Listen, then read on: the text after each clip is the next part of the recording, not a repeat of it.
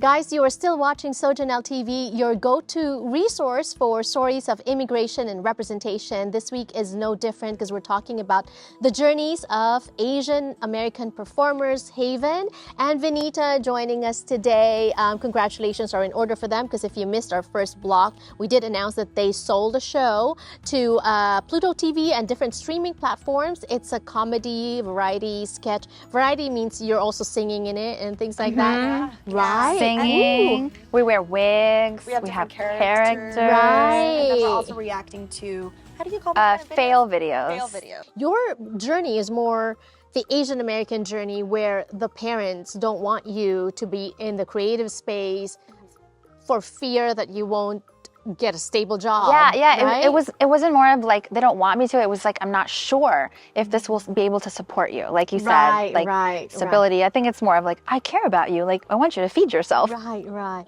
And so Haven, I'm sure you appreciate how lucky you are, because even among Filipinos, that's a reality. It's similar. Right. So yeah, you are lucky. I know. Right. I know. There were definitely a lot of pros, and I'm really appreciative of it.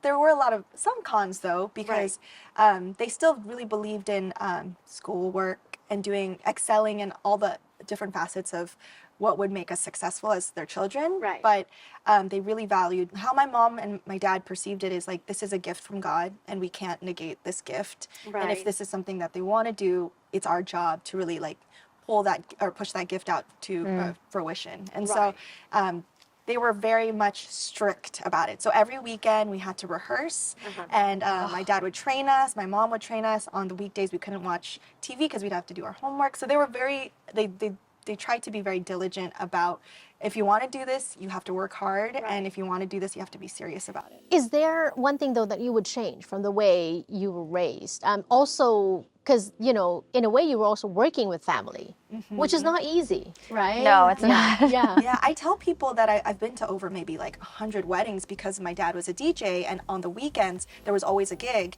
and we were part of the package deal. My sisters and I would sing during the time they would do cocktail hour or during dinner, and so I think as a child, for me, I was like, man, I want to go play. I want to do fun things with my friends, but we had work, and so.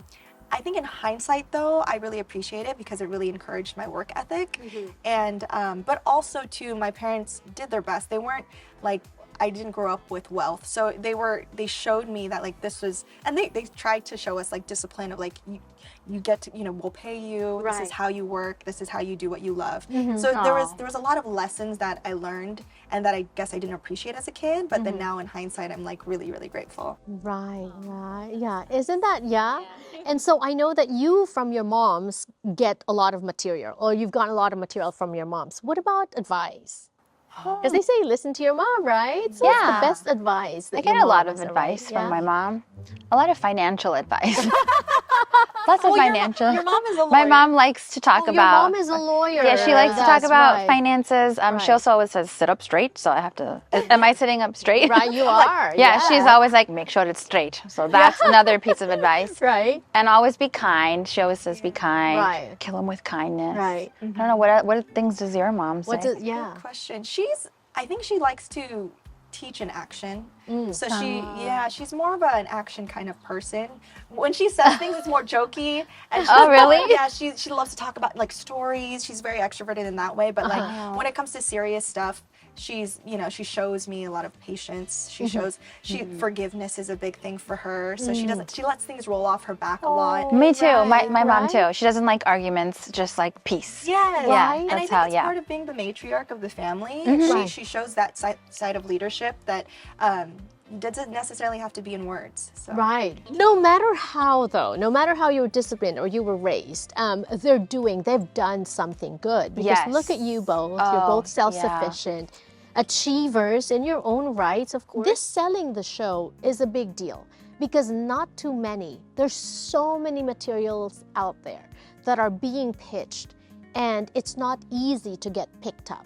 right? What would you say was your formula? Oh, lucky I charm. think the biggest thing that when we talked about and we sat down with it is that we first noticed that there was a need. There was a need for the network and the production company to create something that is more representative to other pieces, other people, other colors, other cultures. Yeah. And that's something that we can offer. And so it was not necessarily too difficult because we had already worked with them as hosts, and they loved us. So we did our job with making sure that we built a relationship with them. We really like them too, and I think they trust us, and they see our content that we make, and I think they trusted us, and so we're really grateful for that. Yeah.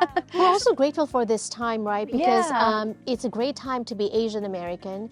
It is May. We are celebrating Asian American Pacific Islander Heritage Month. Yes. And there's so many things around that. This is a time when we celebrate the uniqueness of each Asian community and the contributions of each Asian community and the Asian community as a whole to the fabric of the American society, right? And that's why here on the show, as we celebrate Haven and Vinita, we're also celebrating one of our partners, East West Bank. Did you guys know that 50 years ago, a lot of Asians, especially Chinese entrepreneurs, were not being given help by mainstream banks? And so the founders of East West Bank, they formed together as a community to build each other up. They formed their own banks with the allyship of the Italian bankers at the time. And so now, 50 years later, they're celebrating their 50th anniversary. That's so special. It is. Congrats. East West Bank opened their doors in 1973 with a simple mission: to help Asian Americans connect to the mainstream and pursue new opportunities. 50 years later, they're still leading the way, building new bridges of diversity and representation. As we look ahead, they'll continue to give our AAPI community the confidence to reach further.